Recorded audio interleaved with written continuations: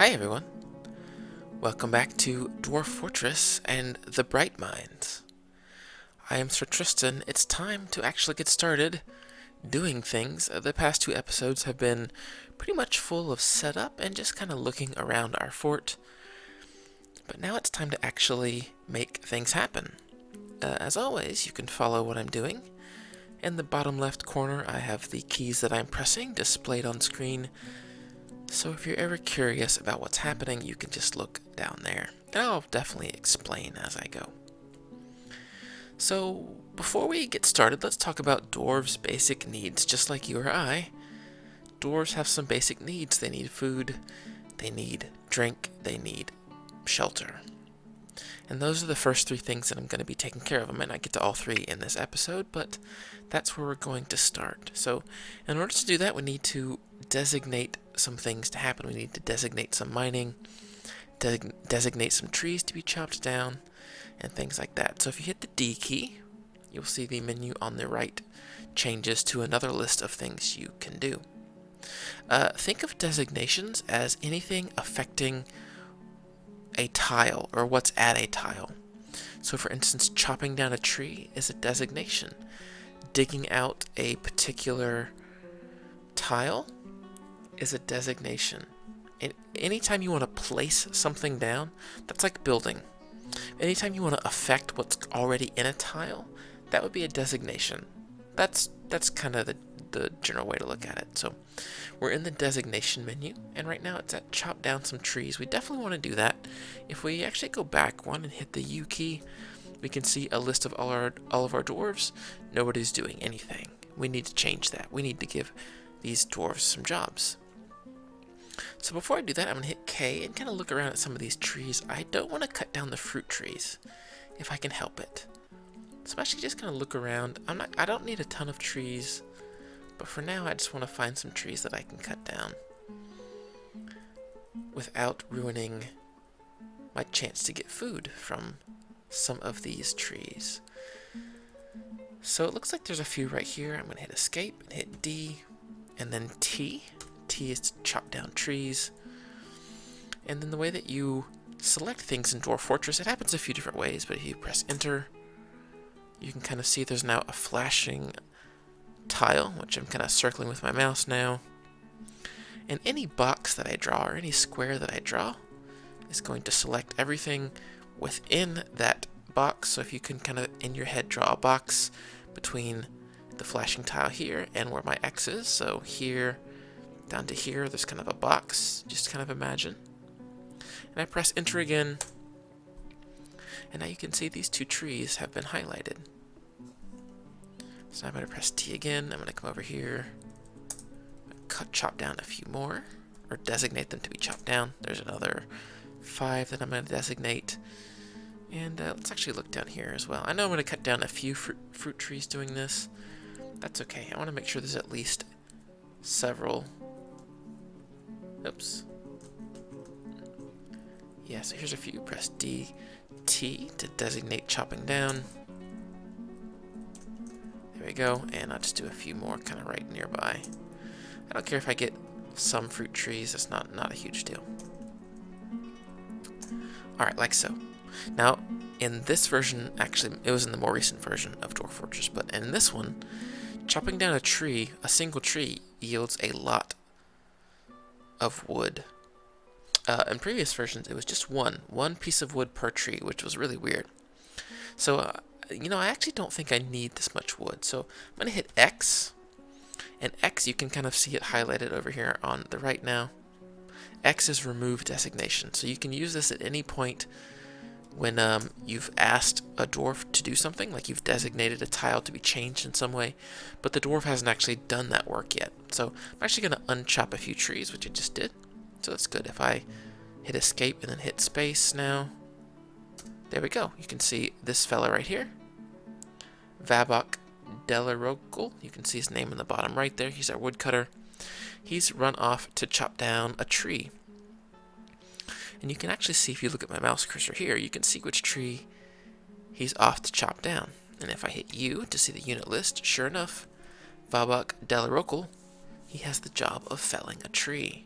That's exactly what we're after. So good. So he should start that. Let's just go ahead and let him do that just so we can see what that looks like. Chop, chop, chop. There you go. So from that single tree, we got 1, 2, 3, 4, 5, 6, 7 pieces of wood. So, you know, extrapolate that out. We'll get maybe 30, 40 pieces. So that's pretty good. And that will allow us to craft some buildings here in the nearby future. Let's see, the next thing I want to do is I want to dig. I want to start making accommodations. The first thing we'll need to do is kind of make space for our dwarves. Dwarves feel more comfortable underground than they do above ground. And most of our fort is going to be under the earth. So, I need to decide, do I want to dig into this little mountain here? If you remember from the last episode, Dwarf Fortress is like a cake. It's 3 dimensions, but you can only see one layer of the cake at a time. So, this layer of green and grays and dwarves and things here is the current layer we're looking at. And this big black portion here is a hill. And we're kind of looking at the inside of the hill that you can't see. And if we go up a level with Shift, comma, you can kind of see now we're looking at the top of the hill. Each one of these little upward triangles represents an upward slope. So if you can kind of imagine it in your brain, in your mind's eye, this is kind of the top of this hill, and then there's a gentle curve that kind of follows down here if you follow my mouse cursor, and this is down a few feet, perhaps. So well, you know what, this is probably actually pretty good. I think this will be good. Yeah, let's dig into this wall right here. Let's hit K, and we'll see this is a sandy clay loam wall, so it should be fairly easy for our dwarves to dig into. We'll hit Escape and D to enter the designations menu. And to mine, if you see up in the upper right here, D is to mine. So that's going to work out quite well, I think. If we press and hold, or if we press enter, you'll see the flashing, just like when we designated chopping down trees. And we'll go up, and we'll go up to about here. Very cool, and you can kind of see now this area has been designated to be dug. So we'll hit escape and space, and there we go. Both of our miners. One. Here you go. Here's Ryan. Hi, Ryan. Ryan from the last episode. I gave him a name. Remember, there's still 5 dwarves in the first wave that haven't been named. If you want a dwarf to be named after you, and if you want them to have a specific job, please let me know in the comments down below. I would appreciate it. I love naming these guys. It kind of gives them more of a personality, and it helps us tell a story over a longer period of time. But both Ryan and Imush, the miners, have set off to mine out this sandy wall. We'll press U, yep, and we can see both of our miners have that job now. So we'll press spacebar to unpause, and sure enough, you can kind of see some action. Our miner in the bottom left, unfortunately he fell that tree near the water, and some of the wood fell into that water. I might not be able to get that safely. I might have to forbid them from getting that to make that safe. We'll see. We don't want our dwarves to drown. Alright, also unpause. There we go. They've kind of cut out this little hallway here, and I'm actually going to hit D. D again to designate some more. And I think I'll designate kind of a long hallway over this way as well. Now anything I do now is going to be temporary. I'm going to want to eventually make my lodgings safe further down in the earth, but this is going to be temporary. Your dwarves will mine sand and dirt much faster than they will stone, at least at first. Looks like all of our trees have been cut down. That's good. That's really good. So now we're just going to wait until our miners have carved out this area here. You can see these tree roots here. If you look down in the bottom right corner here, I'm mousing over the tree roots. There we go. Very cool. So this is kind of the main entrance to our cave, and we have a nice little hallway, and we're going to build off some rooms now. So hit D again to designate a mine. And let's see, what do we want to do here? Let's do this. We're going to build ourselves a little room right here. I've put 2 entrances, one here and one here just by using quick designations, and then built out this room here as well. Then I think we'll do the same. What is this? I like my symmetry. I'm a big fan of symmetry. So 1, 2, 3, 4, 5. It's 5 deep. So 1, 2, 3, 4, 5. There we go. Our miner should come and cut out these 2 rooms. Lots of tree roots getting in the way for who's this? For Ryan. Ryan, you're doing good work here cutting up this room. So these 2 rooms are going to kind of serve as perhaps a temporary living quarters. Your dwarfs do not like sleeping outside. They don't like sleeping on the ground. So I think the first thing I'm going to take care of, since we have a little bit, there we go, we got those 2 rooms carved out.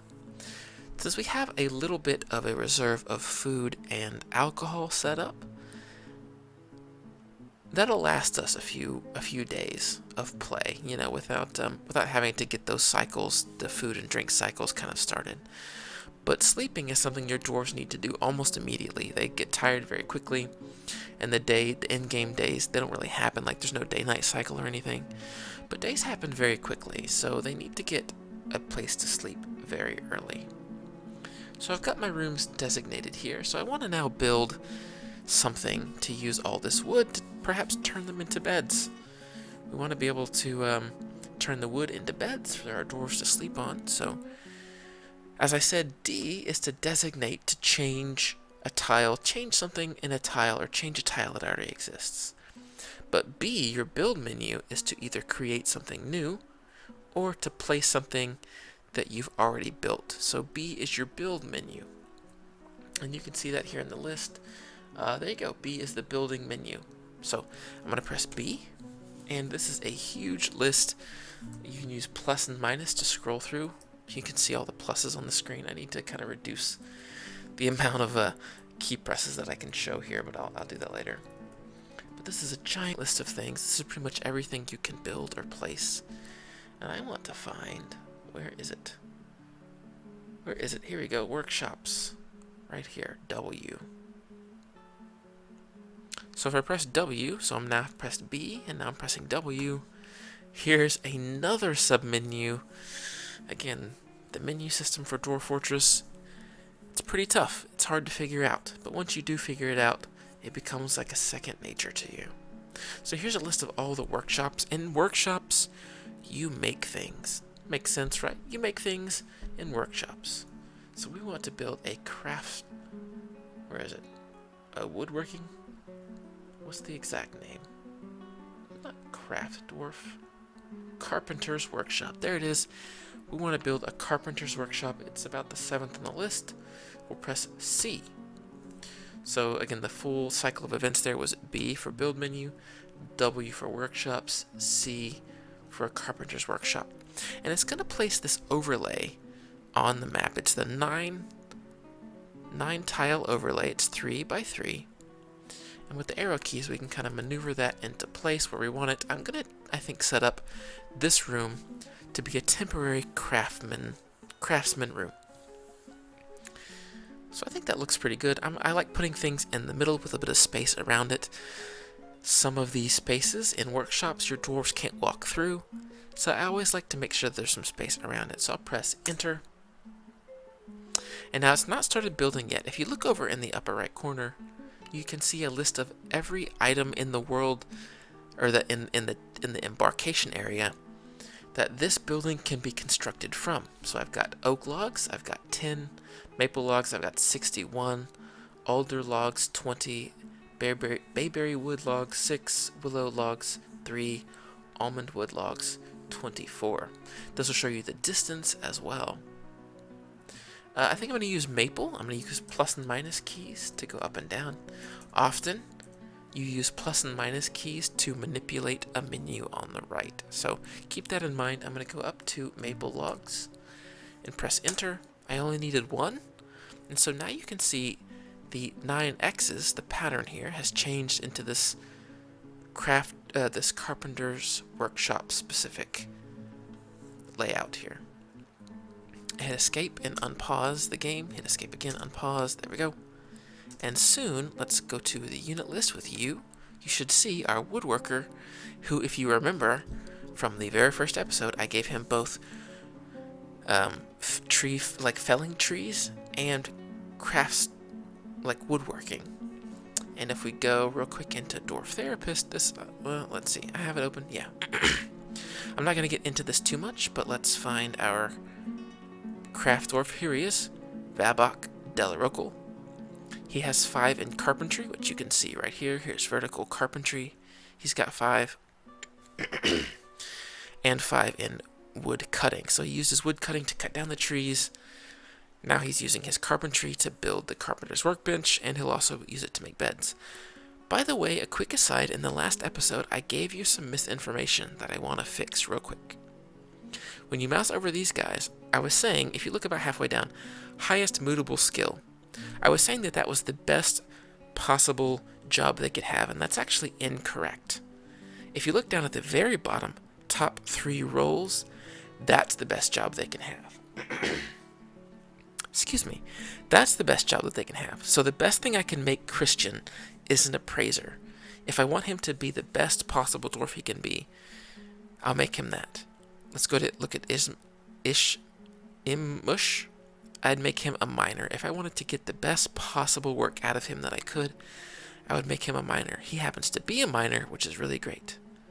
Good. Look at Vabok. A carpenter, 94%. So, your starting dwarves will kind of always be those top 3 roles, I'm pretty sure. At least that's what it seems like. Farmer.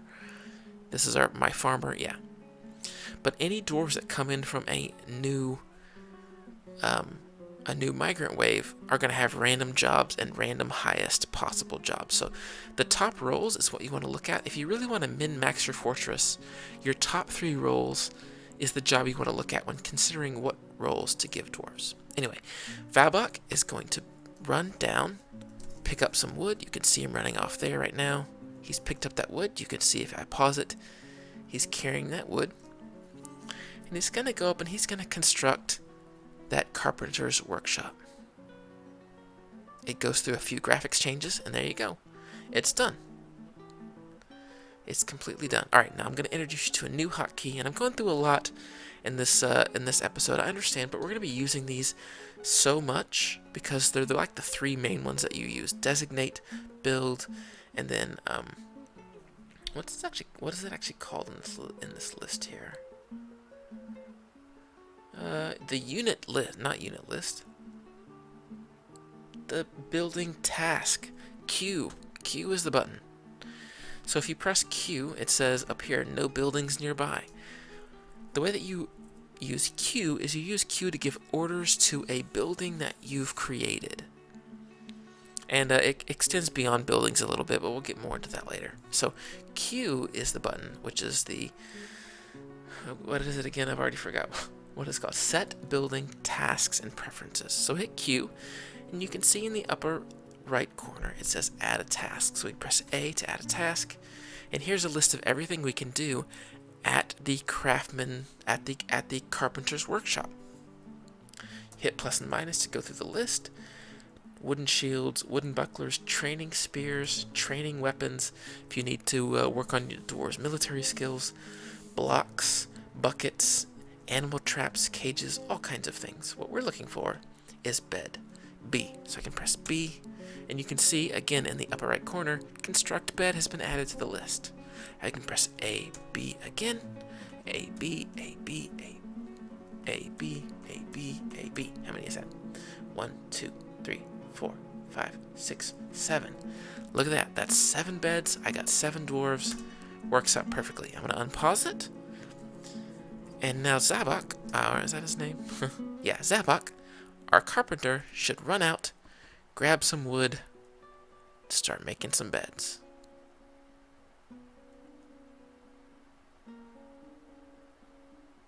There we go. First bed is done. First bed is done. You can press... you know what? I don't want to get into another hotkey, so we'll talk about that in the next episode. But now that he's making some beds, we need to place those beds in the world so that our dwarfs can sleep on them. Remember what I was saying is that if you want to change a tile, change what's in a tile naturally, you use designations.